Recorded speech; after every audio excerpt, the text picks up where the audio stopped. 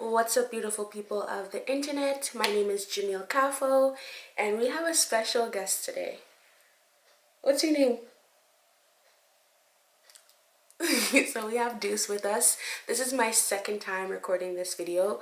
Yesterday, while I was recording, obviously the battery had to die.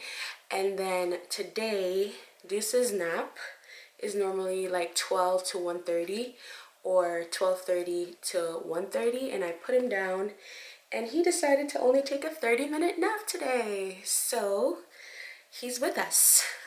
What do you have to say about that? Nothing. No excuse. Anyways, guys, as the title states, I'm going to be talking about my labor and delivery, the experience, and what it's really like for me now that I'm a mom, being that I was single, like a Pringle, and just living my best life. I'm still living my best life with you. I'm still living my best life with you, Dada. But yeah, just what the transition has been like, because I find that I get a lot of comments or like remarks from people saying, oh, I make it look so easy, when really it's not easy. It's just about knowing yourself, and I'll talk about that a little bit later in this video. So labor and delivery. Our laboring started at 1 in the morning on May 6th. Yeah, your birthday. Yeah, I started at 1 in the morning on May 6th. I was doing laundry. I was up from the day before, just having like a burst of energy. So I was doing laundry in the night and I felt a little bit of cramping. And I'm like, I don't really know if this is it or if it's just Braxton Hicks, because I've been experiencing a lot of Braxton Hicks. So I went on the app that I have. If you go on your app store and just look up contraction tracker, sorry, you can see that they have many apps on there to track your contractions. So that's what I did. I was tracking them, and then they got like intense, and around like 3 o'clock, I remember I was sleeping, trying to sleep at least. Around 3 o'clock, I woke up my husband. I'm like, I think today's the day we're having this baby. So he woke up with me and we were tracking it together, and the app kept saying go to the hospital, go to the hospital. So around like 5 o'clock we went to the hospital. Why did the lady check me doing the actual I wasn't even 1 centimeter dilated, so she was just like, hey, you're in pre-labor right now. You aren't even 1 centimeter dilated. You can either stay at the hospital and walk around, or you can go home. So I'm like, I don't want to be at the hospital. So I went home. I live only 10 minutes away, or less than 10 minutes away from the hospital. So we came back home. They did give me some morphine, which helped a lot with the pain. My pain tolerance is super low, so I needed all the drugs. Whatever they got, I needed. So I took some morphine, and it made me very drowsy. Made me very drowsy. So when I came home, I slept, or tried to sleep for the most part, during the contractions. Around like 9 o'clock in the morning, my mom woke me up, because my mom was here for the experience. She woke me up and she was like, I think you should walk around. I don't think you should be sleeping this much, because your body will get relaxed. So I decided to get up, me and my husband, and we walked around our neighborhood a few times. I threw up on someone's lawn. It was crazy. It was like really crazy, but it was manageable at that point.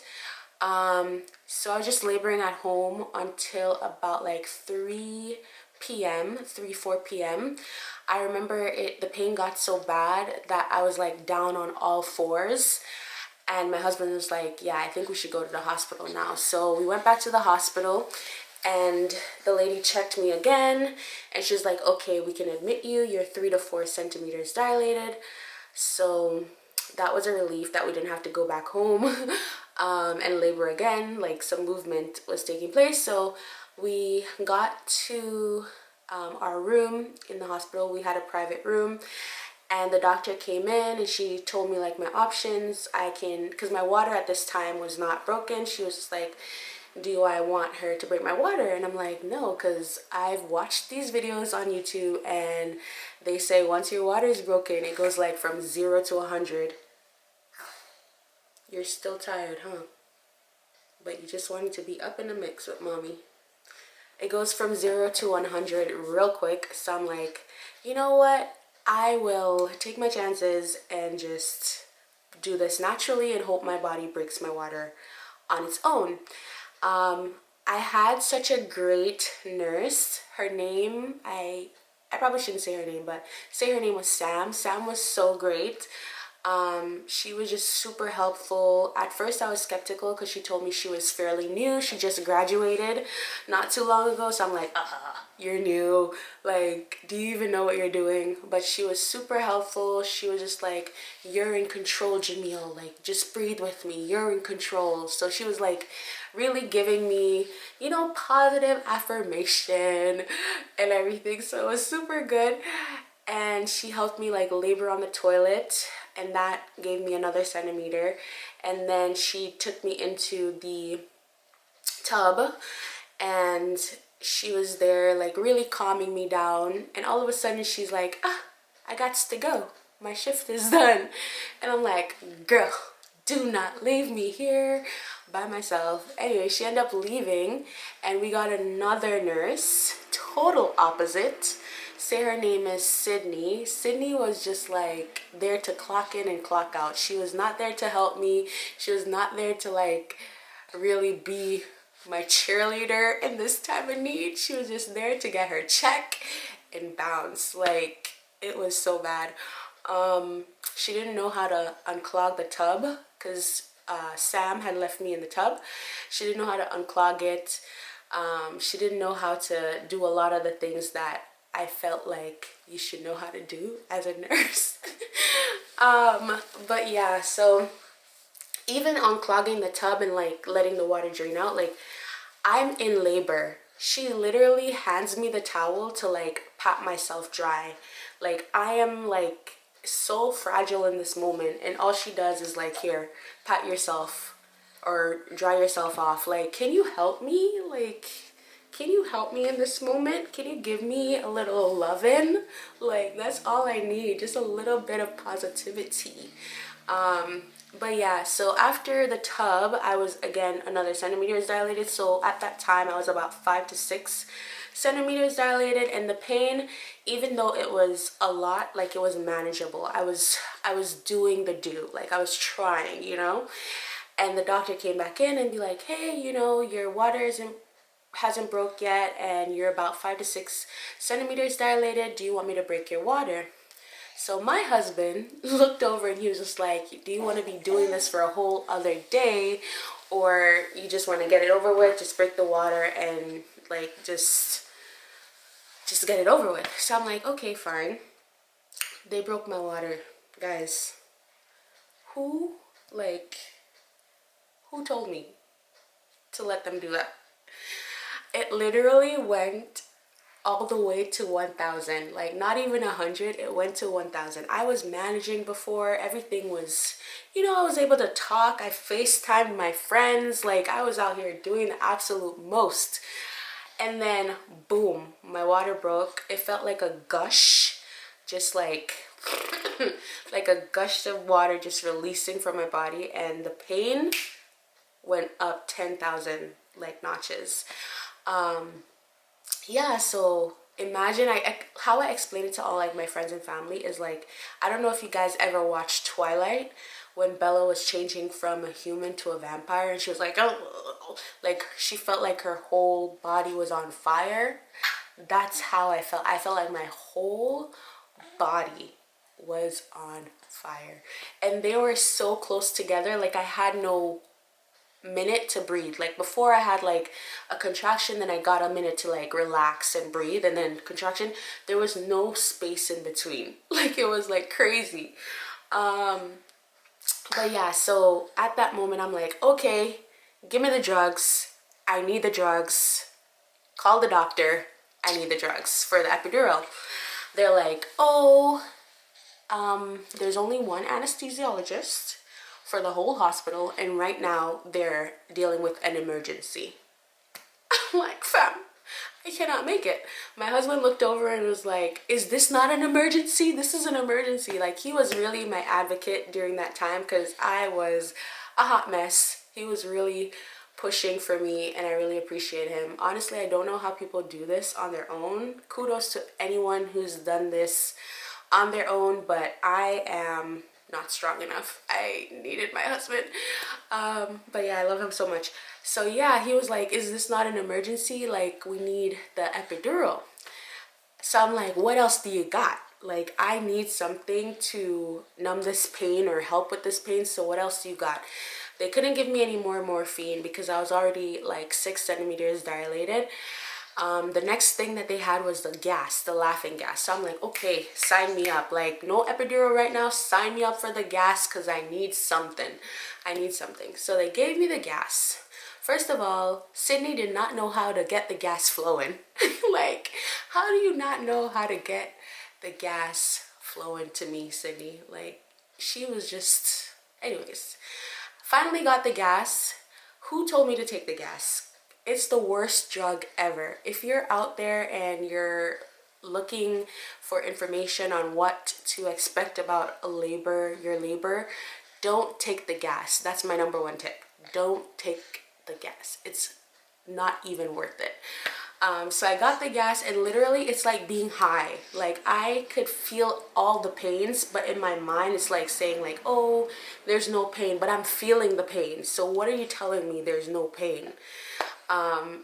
And it also makes you like super vocal, to say the least. So I was out here cursing everybody. I wasn't cursing like bad words or anything, but I was like telling everybody about themselves and their mama. I was saying, Sydney, you're a bad nurse. Like, why would you give me this gas? You don't know how to do your job. I was going ham on everybody and their mama up in that place. I felt so bad, like so bad. Yeah, but I couldn't help myself. The gas had me acting crazy. Anyway, so while that's happening, like literally guys, when I tell you the pain was so bad, like the contractions, TMI, had me peeing myself every time they came. Like, I literally was peeing myself with every contractions. I vomited on my husband. Like, it was so bad. Like, my legs were all over the air. Like, I was doing the matrix and it was interesting. So they were like to me during all of that, hey, if the anesthesiologist comes and she sees you acting like this, she's not going to give you the drugs. So lo and behold, the anesthesiologist comes after 2 hours of waiting. And as soon as I heard them say, oh, the anesthesiologist is here, I'm like this. I'm sitting up at the edge of the bed. I'm like, I'm ready to go. Give me the drugs in my back now. Like, I was not playing any games. Anyways, so they didn't get to check me or anything. Like, they just said, you know what, let's just give her the drugs because, like, she's finally calming down. They gave me the drugs. After they checked me, I'm 9 centimeters dilated. Of course, just my luck. I'm ready to push. Like, I'm already there. So I didn't even end up using the drugs because he came like right after that. And the pushing part was easy for me because I feel like I was so tired and just like, I'm ready to get this over with, that once they said go ahead and push, I'm like, fam, get him out. Like, I was screaming. I was like, get him out of me, get him out of me. If they didn't get him out, like, I was gonna reach down and pull him out myself. Like, I pushed for maybe like 3 minutes, not even, and he was out. And at 9:20, 6 pounds, 8 ounces, Deuce was born. Right, baby? Yeah, right. Yeah, he was born and it was great. It was the most interesting experience, but I wouldn't change it for anything because I have like the most perfect baby. I know all moms say that, but I really feel like my baby is like the best baby in the world. Would I do it again though? I'm not too sure about that. We'll see what the good Lord has in store for me. But it was good, right? Right? It wasn't too bad. Like, I've heard worse stories, and I'm honestly super grateful for my husband. Again, he really helped me during that time. And like I said before, I don't know if I would have been able to get through it without him. So kudos to you, babe. But yeah, life as a mom so far has been interesting. It's been a roller coaster of emotions. It's been happy days, sad days, laughing days, crying days. Like, it's literally like everything all in one. I think though my life is better with him in it. Going back to what I said at the beginning, knowing yourself is so huge when you take on this role as being someone else's mom. And I think for me personally, knowing myself was the biggest thing that God could have given me, the biggest piece of knowledge God could have given me, because I feel like it has helped me so much, especially with my postpartum baby blues. I know I need a shower in the morning. I know I need a cup of coffee. I know when I need a break from people.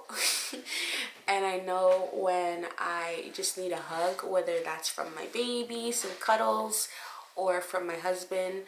I think that's the greatest thing that you can do for yourself and for your baby, is to know yourself. That way you can be the best person for your kid. And that's just me. That's my little tidbit. I feel like everybody has their own thing, and that's fine too. But I think for me, that's the biggest thing, knowing myself. Yeah. But to each their own. To each their own. This thing is not easy. It's challenging, but it's so rewarding. And however you're finding it, however you're doing it, good job. Good job, girl. You got this. Say you got this. Love you guys. Bye.